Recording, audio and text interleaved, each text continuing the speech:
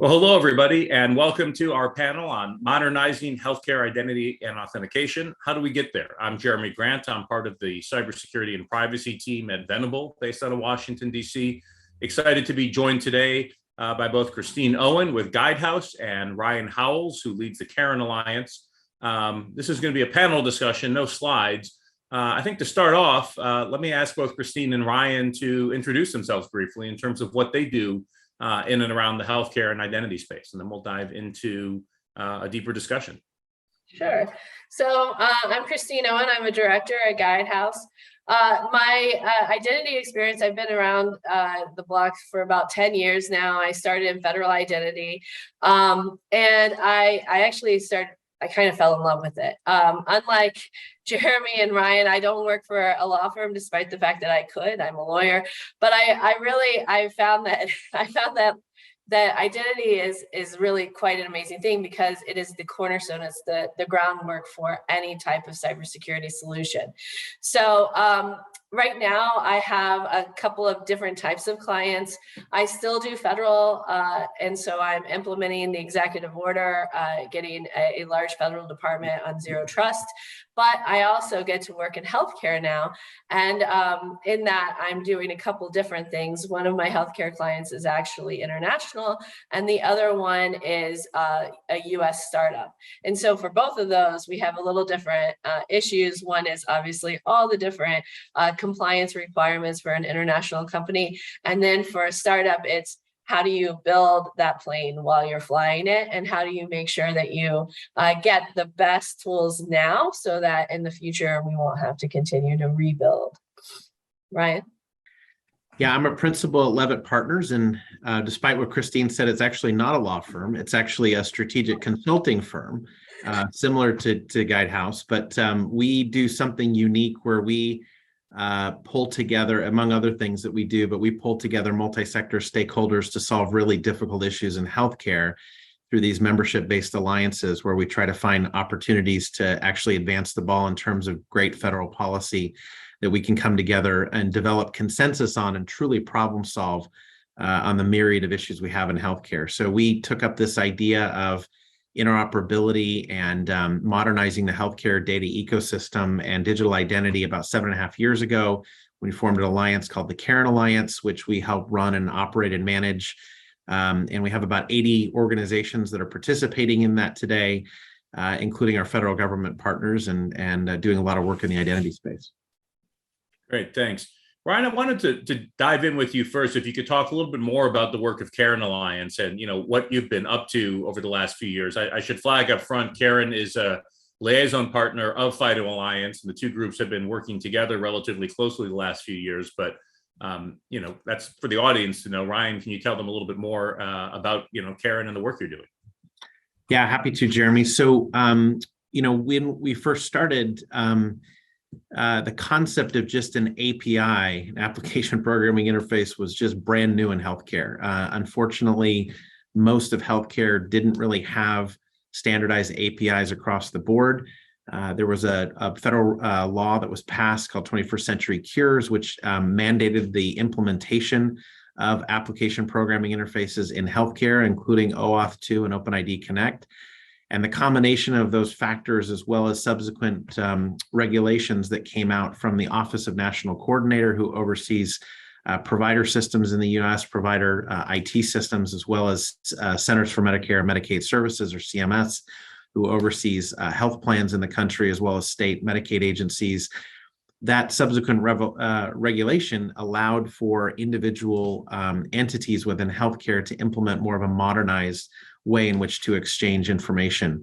That enabled the start, really, of the app economy. But we're literally only a couple of years into this. It is very nascent in terms of where we are going. And so what we tried to do is think about what other industries have done in order to find ways where they can advance the ball in terms of interoperability and what that actually means.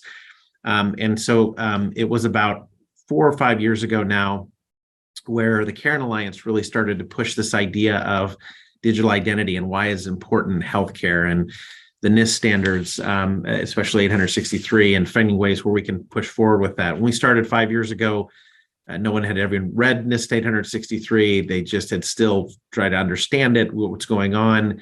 And there was a RESTful API standard called FHIR, the Fast Healthcare Interoperability Resource, or FHIR, which allowed for APIs to be developed across the board. People couldn't spell FHIR; they spelled it FIRE. So we had a lot of work to do with the hundreds of health plans, thousands of providers, and others that are in the healthcare ecosystem. But that's all changed now. So where we are today, just for folks' benefit, is approximately 84% of all the major health plans in the country have actually implemented an API-based architecture today. And from a provider perspective, you're looking at about 70 to 80% that have actually implemented that architecture. And now they're all asking very similar questions that we're asking other industries, which is, how do you identify and authenticate securely an individual across systems? Because in healthcare in the US, we're always going to have a federated model. So we need to figure out a way to federate both identity and authentication securely in a private-centric way by privacy by design. So how does that actually operate? So just real briefly, Jeremy, what the work that we've been doing in that space, and again, all the stuff is on our website, careandalliance.com, but we have written a white paper back in December 2020 that talks about a federated model for digital identity that we think could scale in the United States, and got a lot of great feedback from that. And then this year, we're actually trying to figure out ways where we can develop and we have developed a proof of concept with both our private and public sector partners in a meaningful way that allows for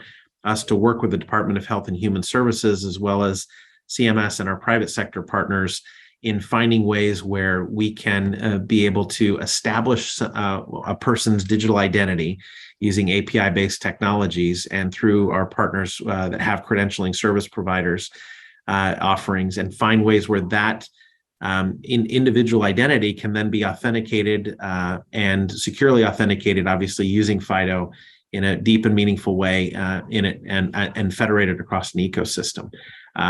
As this group knows, it's not a technology problem. It's mainly a policy and a business and a trust framework issue.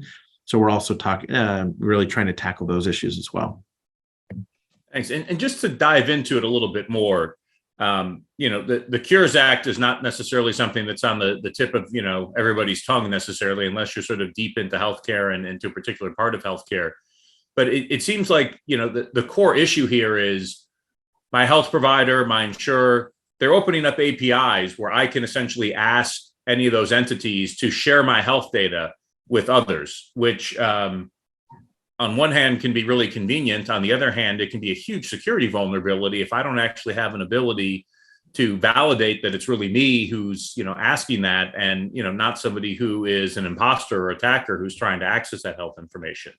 Can you talk a little bit more about the challenges that industry has been having in terms of solving this whole identity conundrum, and, how, Karen, I'd love to hear a little bit more. I know you have it's a proof of concept or pilot launching soon, might tackle some of that. Yeah, so you're exactly right, Jeremy. We're trying to figure out ways where we can say, think about it in terms of, I guess, moving data between regulated environments. That's how we kind of approach it. Folks have been moving data within the HIPAA regulated construct for many, many years now. They've been using more antiquated technologies to actually do that. It hasn't been API-based ways in which that data is going to be exchanged, more like flat file and EDI-related technologies. But there's all kinds of data use agreements and other things that govern that space. That information, to your point, a lot of that de-identified information may get sold downstream to others called business associates that are within that HIPAA construct. And so the other thing is, from a privacy perspective too, your own personal data isn't necessarily something that is central to you and governed by you and is a consent-based way in which that data is shared. Now we're flipping the script, so to speak. We're moving data between HIPAA and the FTC regulated environments, where most of our data today actually resides and is governed by from a regulatory perspective. And so me as an individual can download an app of my choice, get connected through OAuth and through these APIs that are developed, access my information and then share it with whomever I wish, whether it's my doctor, my plan, or whomever, an app of my choice, so that I can be able to start to share that at scale. But it does pose the issue of how do you move data securely and, again, in a privacy by design type way, so that not only I know that I am who I say I am and that I've securely authenticated, but then also I can actually deliver and send that information, using my own consent and into in areas that I need that to be sent. And that's a really new concept in healthcare. It's something that hasn't been done. I'll tell you just briefly, Jeremy, on the proof of concept. What we're thinking is that we have about 20 organizations, large health plans and provider organizations like CVS and Kaiser Permanente and Providence Health System and Marshfield Health Clinic around the country, as well as credential service providers that are participating in this effort, and third-party applications where we're hopeful that an individual can, again, come in, they can get identity proofed in IL level 2 or higher. They can use an AAL2 level higher in authentication method, preferably, obviously, FIDO, to make that happen. And then they can be able to come in and authenticate themselves once and identity proof themselves once, but then be able to use that multiple ways across multiple different organizations. We have this unique opportunity where HHS, the Department of Health and Human Services, have an identity broker service that actually acts as essentially a single sign-on, where you can come in and either authenticate with the individual system that you're dealing with, or authenticate with the credential that you've had previously that you've already established, and be able to authenticate into that system and using that individual credential that you've already done. So the hope is, again, make it person-centric, make it highly secure, and find ways where we can, again, federate that model across multiple different entities in the healthcare ecosystem. Thanks. So, Christine, let me turn over to you now. You work obviously with a lot of folks on the implementation side in healthcare. What does this all mean for some of them and their customers? So the first thing that pops into my mind is the providers, because of some of my clients, they have certain types of apps for the providers to come into for payment purposes, right? To get paid, obviously. And what we found is there's a couple of different really good applications out there for providers to go in and do this.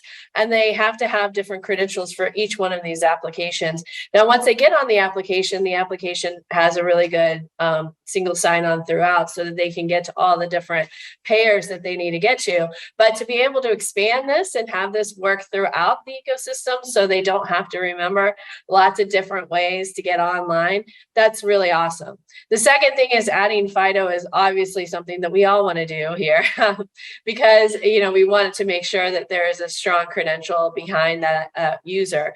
But and what we found is that for those use cases, for those apps where people are coming in and they're going to for the providers to come into, we actually can't implement FIDO on that for right now, because what we need is they need to use the application's IDP, and the application's IDP uses whatever it uses. I'm not going to talk about it, but it's not FIDO, right? So what we found is, in trying to implement FIDO throughout one particular healthcare's ecosystem, we found that there are these little pockets where, for whatever reason, for example, for this business use case, it's just not feasible to do that today.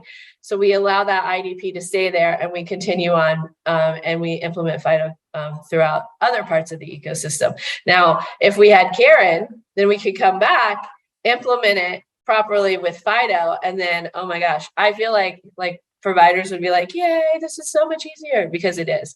So I'm actually really excited about this. I really do hope that the pilot goes well and you guys get traction, because getting this into the industry would be amazing.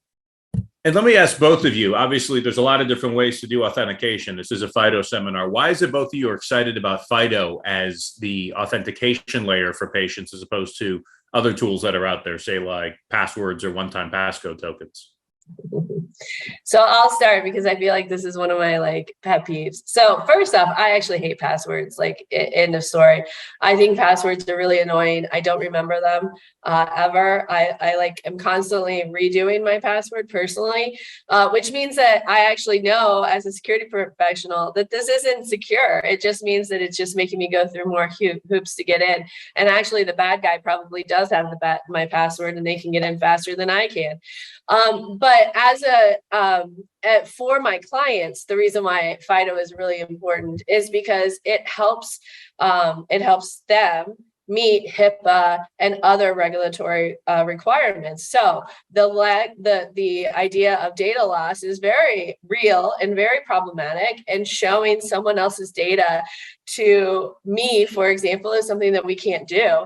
So making sure that you have that strong credential behind a person who's already been identity proof just ups your ability to say that person is more than likely who they say they are. Yeah, and I agree with Christine. I don't know anyone who likes passwords, but there's an opportunity here to really move the ball. And I think what we're seeing is that there is a genuine acceptance of the fact that we're doing things in a really antiquated, 15 to 20 year, in the past way in which we've thought about authentication. It's not something that healthcare generally thinks about, and so. It's but it is an opportunity now where they've said, look, this is really a great opportunity for us to think about this differently and identify ways in which other industries and other sectors have been able to adopt new technology much faster than healthcare. Now that we're moving into more internet-based technologies, this has an opportunity to say, look, it makes sense to actually go there as well with the ways in which we're trying to authenticate. Yeah, I'd like to add one more thing. I think that FIDO, in my mind, equates to frictionless authentication, right? So the user has less to do to be able to show a very strong credential. And because of that, it's actually perfect for healthcare, where providers are constantly, like, the less friction in their lives, the better, right? Because they're moving from one place to another and they're constantly on the go trying to get everything together. And then for patients, for SIAM, what we've learned is the more friction you add to anything in SIAM, the more loss you have for that user. So if you create a frictionless experience for users, then you're also going to reduce the amount of like help desk calls and other things, because you're not going to lose them on the internet. They're going to continue through and interact with you on the internet, which is ultimately a cheaper way for companies to go. Thanks. So I get the security benefits. I get the user experience benefits. I wanted to ask a little bit about from a compliance perspective, because that's also something obviously, that's been driving with the 21st Century Cures Act, a lot of the investments. Ryan, I know you and I have talked before about a proposed set of guidelines from the Department of Health and Human Services called Tefka that may have some mandates on the identity and authentication side, or at least some very strong suggestions. Can you talk a little more about what those are and how people should be thinking about them? Yeah, so in the summer of 2017, when the NIST 863 guidelines came out, there were very few people in healthcare that were looking at it. Interestingly enough, in Caring Alliance, we were looking at it pretty closely. We got excited about it. We actually recommended in the fall that the Office of National Court, through our comments, our public comment period, recommended to them that they actually adopt not only an IAL2 standard, but also an AAL2 standard. And we also mentioned FIDO as part of that. The comments are actually on our website. I think as a result of that, as well as obviously others, there was the Office of National Coordinator came out with a draft version of the Trusted Exchange Framework and Common Agreement that actually included IAL2 and AAL2 as part of that. Unfortunately, it's taken a while for them to be able to get out more of the final version of that. But they did do that at the beginning of this year. That final version had to do with the non-internet way in which we actually exchange data today. And so that was, again, using more of those older technologies. But we've been told, this year that they're going to be releasing, in fact, their timeline talks about this summer, going to be releasing what they're considering the API version of the Trusted Exchange Framework and Common Agreement, which is going to include essentially standard operating procedures for how to share data in a API-based network environment, which we hope one of those will be including what they had in the draft version of that, which is including IL2 and AL2.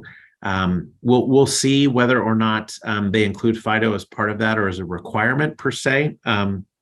It's unclear whether that's going to happen, but the hope is that we stick with the principle, and the principle is IL2 or AL2. That would be great in terms of how we operate, and then the hope is groups like Karen, as well as other groups out there that are supporting this type of an approach, could be able to get enough interested parties together to say, what, this makes a lot of sense. We're going to do it, and it actually works, and it's much more secure from a cybersecurity perspective, as well as all the other things we've talked about, better user experience, et cetera. Thanks. And Christine, any more thoughts on that? Obviously, as a consultant, you're also helping clients on the compliance side of things. Whether it's Tefka and forthcoming guidance there, or other things that are out there. How are you thinking about these topics? Yeah, so I completely agree with Ryan on the idea of IL2, AL2 for authentication, identity vetting for really any type of user to get into any kind of healthcare data source is really important. And I think that we can actually derive the rationale for why from some very big breaches that have been in the news recently, where username password was allowed to obtain very good, rich, data-rich resources from certain large entities. And what did they do immediately? Within a couple of days, they slapped on IL2 because they were only authenticating using username password. Now, in this case, they didn't slap on FIDO immediately. They're actually working to fix that in the background. But for right now, they realize, everyone knows, like, you put that second factor on and it just takes it a little longer. So it's not as readily susceptible to the bad guys. And quite frankly, with that means that you're one step closer to compliance. The other thing is that when companies go to get cybersecurity insurance nowadays, one of the first questions is, are you implementing MFA? Because cybersecurity insurance understands and recognizes that you need that IL2 to be able to at least attempt to stop someone at the front door. Thanks. Well, and Ryan, let me wrap up on asking sort of what should we be looking for next in the marketplace. You talked about the proof of concept, but if I am a provider, a payer, a patient, how should I be thinking about how the outputs of the work that Karen's driving here is going to perhaps impact the way that I'm interacting in healthcare in the next couple of years? What do things look like next? Yeah, I think what you'll see is I think you're going to see a few things happen. One is you're going to see, as I mentioned, the Office of National Coordinator come out with some guidelines around how data should move via these APIs. That'll happen this year. People have a chance to react to that, respond to it. The hope is for those who are interested in healthcare and strong authentication in healthcare, that you can all comment and hopefully join us as well in just making sure that FIDO actually becomes the standard in healthcare as it has in other industries. Second thing I think you'll notice is that, the work that we're going to be doing, we're again putting programmers to keyboards and putting, chief risk officers, to hard work around how we actually develop this trust framework in a networked FHIR environment, in networked API environment, I should say, in healthcare. And what does that actually look like from a relying party perspective, et cetera? How much risk do you take on? How does that get how does that risk get assigned across the networked environment? Those are all obviously nascent concepts, not just in healthcare, but in other industries too. And you'll see that report later this year that will hopefully inform policymakers as well as inform the private sector of what that looks like. And then I think, Jeremy, beginning even as early as next year, you're going to see some of this stuff in production. I think you're going to see some opportunities where, you may not have to memorize your password across your payer and your provider. You may be able to, if you have, for example, commercial health insurance, or even if you have state Medicaid, you'll be able to go in, get yourself authenticated, and use that potentially same authentication method to be able to authenticate yourself into your provider and to an app of your choice. And it could come in any direction. You could authenticate into an app, you could authenticate into your provider. But the goal would be, how do you make sure that that trust component is actually federated in that, involved ecosystem the best way that we can. So again, we're going to learn a ton this year. And the hope is we'll be able to set the foundation to make sure that this is in production in multiple locations beginning next year is the hope. Great, thanks. Christine, any wrap up, any final thoughts in terms of what people should be looking to ahead? Well, first off, I'm really excited about what Ryan's doing, and I can't wait to see how it works out over the course of the next 6 to 12 months. So I'm really excited, not only as a user, but just as a practitioner as well. I think it's going to be fabulous, and it's definitely something that we need. So I'm really excited, and thank you for all that, your hard work. The one thing that I have been seeing in industry trends, not just in healthcare, but everywhere really, is the modernization of different applications and just trying to move that ball closer to a more modern architecture. One way is, of course, people love to take their stuff to the cloud. I feel like that's quite a buzzword right now, but it is something that we are all doing. And then the second thing is really what I've noticed is that as some really big data rich applications do live on servers that are starting to become deprecated based on years of life. And so I think that we now are in this position where we have a really great opportunity to be able to take all of that really good information, put it into a more modern container, and then add on top of it strong authentication such as FIDO tools to be able to really protect that data. So I'm really excited about where we are today. Great. Well, I think we're just about at time, but Christine, Ryan, really appreciate you taking the time to talk with us today. I know I'm excited to see the care and proof of concept roll out, and having just dealt with my primary care doctor yesterday and a password, really excited for it to be passwordless with FIDO in the years ahead. So once again, thank you, everybody. And thanks for joining us today.